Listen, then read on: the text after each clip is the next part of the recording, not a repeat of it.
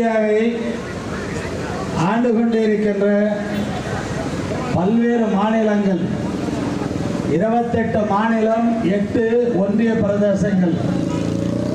இந்த 28 மாநிலங்களில் 8 ஒன்றிய பிரதேசங்களில் இன்றைக்கு பொருளாதார நிலை உயர்வு, கல்வி மக்களுக்கு சென்றடைவது, சுகாதார மேம்பாடு, வேலை வாய்ப்புகள், இதையெல்லாம் பார்க்கின்ற நேரத்தில் இந்தியாவுடைய சராசரி நிலைக்கு கடந்து இன்றைக்கு தமிழ்நாடு முதலமைச்சர் அவர்கள் நாடு போற்றுகின்ற வகையில் இன்றைக்கு பல்வேறு துறைகளில், அனைத்து துறைகளும் தமிழ்நாடு இன்றைக்கு உயர்ந்திருக்கிற நிலையை நாம் பெற்றிருக்கின்றோம்.